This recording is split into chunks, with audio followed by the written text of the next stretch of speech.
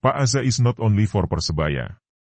Kemarin sore sehabis pulang kerja, teman saya mampir ke Surabaya Town Square, Sutos, Surabaya. Gak tahu kenapa rasanya sore itu ingin sekali ke sana untuk mampir juga ke kantor marketing Persebaya melihat kondisi Persebaya Store di sana pasca ada penjarahan oleh oknum yang tidak bertanggung jawab. Suasana sore itu sepi di sekitar kantor marketing Persebaya, malah Persebaya Store masih tutup. Saya hanya bertemu dengan Bapak Security di depan, saya ajak bincang-bincang santai sebentar. Sejurus kemudian saya pamit menuju WDNSD Cafe milik Pak Aza, sebutan untuk Pak Azrul Ananda. Di sana ada teman saya yang sudah memesan kafe. Sambil ngopi kami ngobrol tentang kondisi Persebaya saat ini. Sebagai fans berat Persebaya kami sangat sedih dengan permasalahan Persebaya saat ini.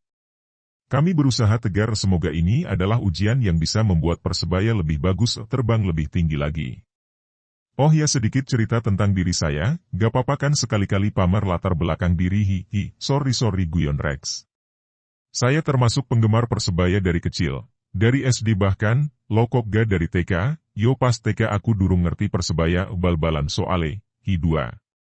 Waktu itu ada saudara saya menunjukkan ke saya, iki lo onok tim bal-balan sing enak, Persebaya, dan setelah saya lihat di TV emang keren ini tim, dengan permainan sentuhan pendek dari kaki ke kaki ala tim Samba, enak ditonton.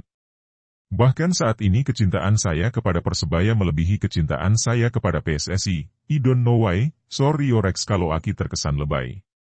Saya seorang bonek.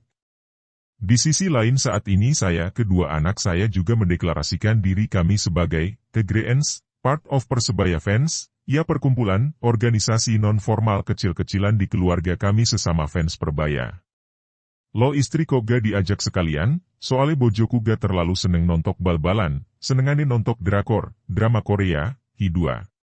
Pak Aza, jujur saya sangat sedih mendengar pernyataan Bapak tersebut dalam konferensi pers. Dalam pandangan saya sebenarnya kondisi tim saat ini tidak perlu disikapi dengan mundurnya Bapak sebagai CEO. Ada beberapa alasan, ini menurut pandangan pribadi saya, dengan segala keterbatasan knowledge tentang kondisi internal manajemen Persebaya, mohon maaf bila saya salah. Kondisi ini, tim seringkala sampai dengan pekan ke-10, adalah kondisi unexpected, tidak diharapkan, tetapi kondisi tim tidak dalam keadaan force major. Kompetisi masih panjang. Mungkin Bapak kesal dengan ulah oknum bonek yang anarkis merusak fasilitas GDS, sehingga Bapak merasa arek-arek iki pancen wes ga iaso diatur. Tapi Pak, menurut saya sikap anarkis oknum bonek di GDS tersebut tidak mencerminkan bonek secara keseluruhan. Fans Persebaya ada bermacam-macam profesi, pelajar, mahasiswa, guru, dosen, karyawan perusahaan, ASN, wira swasta bahkan santri-santri di pondok pesantren DLL, yang saya yakin mereka mayoritas adalah fans Persebaya yang baik bukan seperti oknum anarkis di GDS BBRP waktu lalu. Karena nila setitik rusak susu sebelanga. Perihal suara-suara di medsos seperti, Love Persebaya, Hate Management, Aji out, Yahya out, Aza out, atau suara dua yang lainnya di medsos. Sama dengan poin 2 di atas, itu tidak menerminkan suara mayoritas bonek, mayoritas masih menginginkan Aza stay. Perihal kondisi tim saat ini tidak sedang baik, ya, kita setuju. Tapi Pak, ibarat sebuah negara Bapak saat ini menjadi presiden membawahi menteri-menteri dalam kabinet yang membantu Bapak. Ketika kabinet yang Bapak bentuk tidak bisa berjalan baik, mungkin bisa dilakukan reshuffle, menteri mana yang tidak perform. Presiden tidak perlu mundur. Dan saya merasa keinginan bonek untuk supaya ada pergantian di posisi tertentu di manajemen Persebaya itu ada, yaitu tadi di posisi yang dianggap tidak perform. Dan saya yakin yang diinginkan bonek posisi itu bukan posisi Bapak sebagai CEO Persebaya. Pak Aza tetap sebagai CEO. Saya salut dengan sikap ksatria Pak Aza yang bertanggung jawab terhadap kondisi Persebaya saat ini, dengan tidak menyalahkan pihak-pihak lain dalam manajemen.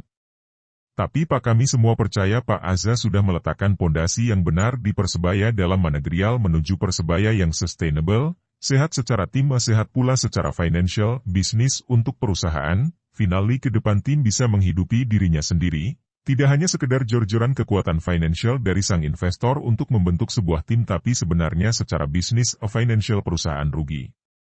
Dan ini memang harus dimulai di tengah kondisi kompetisi yang kurang ideal menurut kami. Kami percaya di tangan Pak Azza ke depan Persebaya akan bisa menjadi benchmark dalam hal pengelolaan tim sepak bola secara profesional di Indonesia. Bapak bisa memberikan dampak positif tidak hanya KPD Persebaya tapi juga tim-tim lainnya dalam hal pengelolaan klub secara profesional. Anggapan dari Abah Dahlan Iskan, hanya orang gila yang mau menangani klub sepak bola di Indonesia. Saya pribadi setuju dengan statement Abah di tersebut. Dan ini harus segera diperbaiki. Kami yakin Pak Azza bisa menjadi pioner untuk merubah kondisi ini. Dan suatu saat jenengan bisa berkata ke Abah di, Bahsak meniko wong normal bisa mengelola klub sepak bola di Indonesia kok. Kedua ini banyangan pribadi dari penulis saja, maaf Pak bila kurang berkenan.